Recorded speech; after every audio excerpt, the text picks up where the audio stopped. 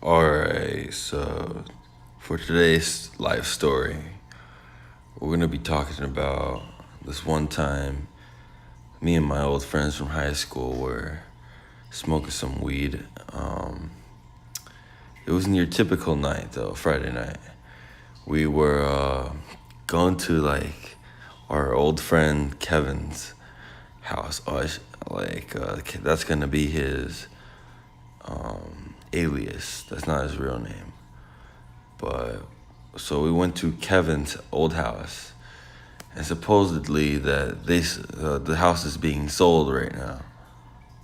But keep in mind, he didn't tell us that they actually rented the house, so it wasn't their house. But yeah, so basically we drove over there. It's in our little city. So yeah, we were going through neighborhoods. We grew up walking around, and we get there, and so obviously we don't have the keys. So we hop the fence to the backyard, and we forgot to check if any of the neighbors were looking. And yeah, obviously neighbors saw us hopping the fence. So let's go back to the part where we just hopped the fence. So we're back now in the backyard where we got bongs out. One of the boys is rolling a blunt, and basically I'm just like packing the bong right now. We're all like relaxing, socializing as usual, the boys, until suddenly we see a helicopter. And keep in mind, at first we didn't think the helicopter was trying to get us. But suddenly we see flashlights and dogs barking, and we literally start to panic. And no lie, we start booking it like we're little secret agents or something. We all hopped separate fences to separate people's backyards. But guess what? I hopped the wrong fence, and I was in front of the police officers. So I was caught first, basically. But you have to understand, we weren't really doing anything wrong. We were just smoking at a old friend's house, or a friend's old house, I mean. So basically, I get detained, and they start questioning me. And as they're questioning me, I start thinking of a plan. And I'm going to be honest right here. I didn't think this was going to work. So basically, I tell them that this was our friend's house, and he said it was okay for us to hang out in the backyard because we had no place to go. Like, we couldn't bring our friends over to our parents' houses. We were all in high school. We were all just high school graduates then, so we still lived with our parents. But basically, after I explained that to them, they were just making sure we weren't thieves. They thought the neighbors told them that we were robbing the house. So actually, all they wanted to know after they knew that we were just smoking was where the rest of my friends were. So you could say I snitched. But basically, the deal was if I showed them that my friends were exactly as innocent as me, we were just smoking there, then we were all free to go. So one of my friends actually lived in a house 1 block north of where we were at. So basically, I walked with two of the officers to my friend. We'll call him David. We went to David's house, and this is actually kind of funny. But we knock on the door, and when like David answered the door, our other friend, we'll call him Larry. So David and Larry were there, and like they were so scared. Like when they saw me with the two officers, they thought we were goners and that I was already in custody. And but no, I had told them the situation, and all they had to do was attest that my story was true. Basically, I had to say nothing, and while they asked them questions, and they had to answer truthfully, and everything came out to the way I said. So yeah, basically we were literally just smoking weed at my friend's old house. But what made the story crazy is we were literally in the backyard, and helicopters and SWAT team and canines came. It was like a movie or something. Like often the five of us would tell this tale, and most people, like friends from college and stuff, no one would believe us. This is what we would say, one for the bucket list, you know, being almost caught by the SWAT team, you know, almost bit by a canine. You know, when do you ever have helicopters coming at you like you're some big criminal? All right, so let me continue. Basically, we after we went to the other guy's house, there was the fifth guy. Oh no, there's two more guys, a second group. I was by myself, obviously, from what I already told, and the other two were at David's house. And so these other two, I'll call them Jim and Dan. So Jim and Dan were separate. Were both actually separate. They both hopped the two other fences, because obviously a backyard has three fence sides. So they jumped the other two to two other people's backyards.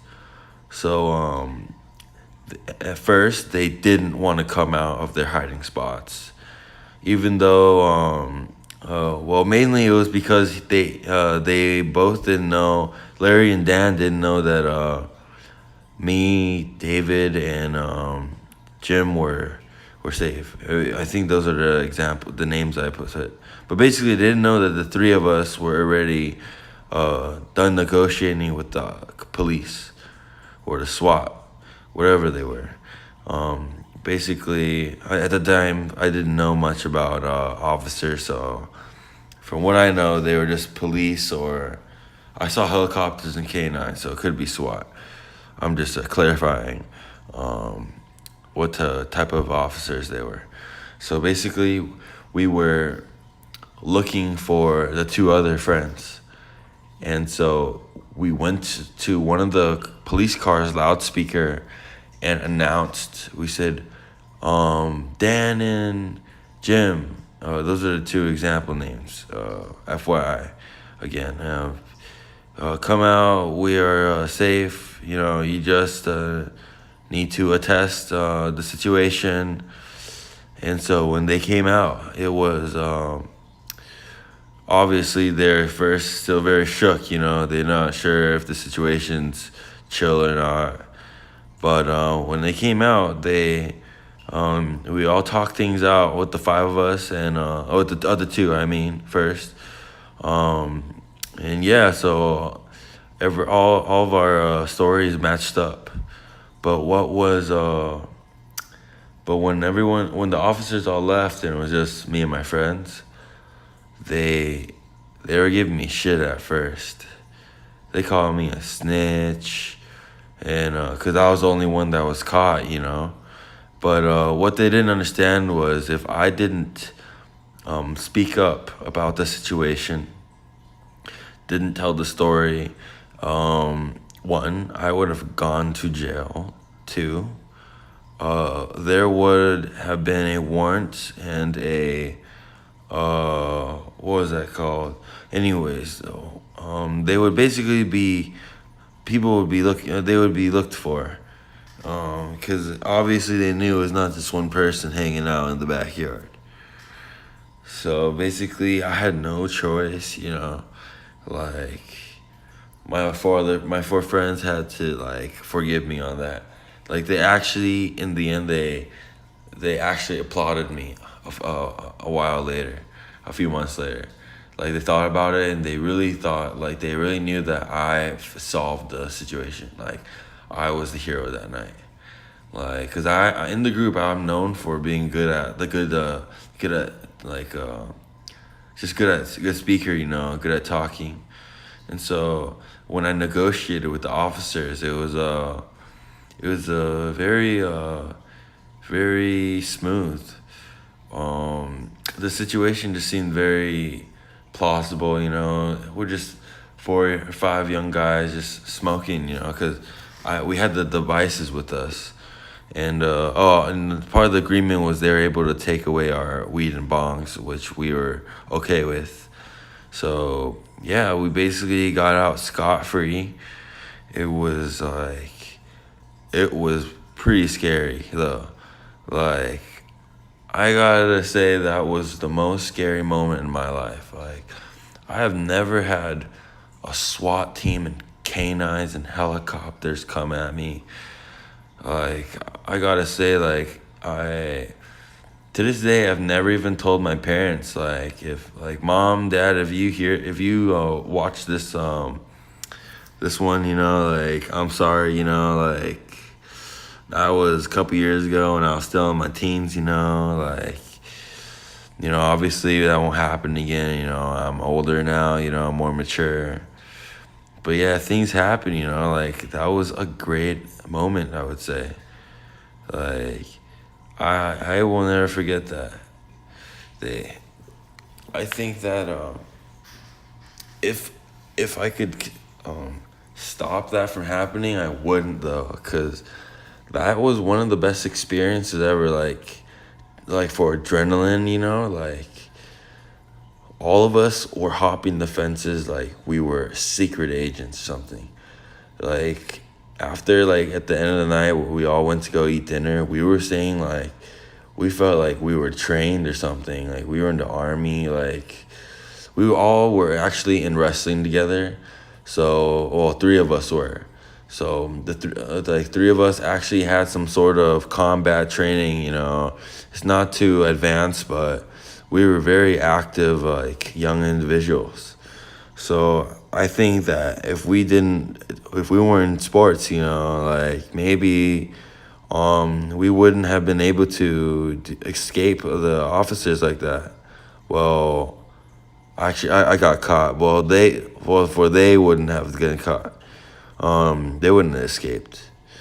But I think that if I went to the other fence with the other boys, we could have got away, and could have gone pretty ugly. If I gone to the other fence with them instead of the wrong side where the officers were, we could have made a run for it, and who knows, there would have been a lookout for us, and damn, there would have been a big story on the news. 5 young men in so and so town. I'm not gonna say our city's name. Just almost slipped up. But yeah, basically, I can't believe that happened. I'm pretty sure most people don't experience stuff like that. And keep in mind, I forgot to say, we grew up in a town where it's very affluent, so things that go wrong are very secretive. Like growing up in high school, if you were caught maybe having sex in high school on campus, or maybe smoking weed on campus, you would basically get suspended, but no one would say anything because they wanted the city to be to look good. So maybe it wasn't my negotiating that was very good. Maybe it was our city that just likes to hide things. And just, yeah, basically we could have just been privileged, But yeah, please like, comment, and subscribe. Yeah, thanks for watching.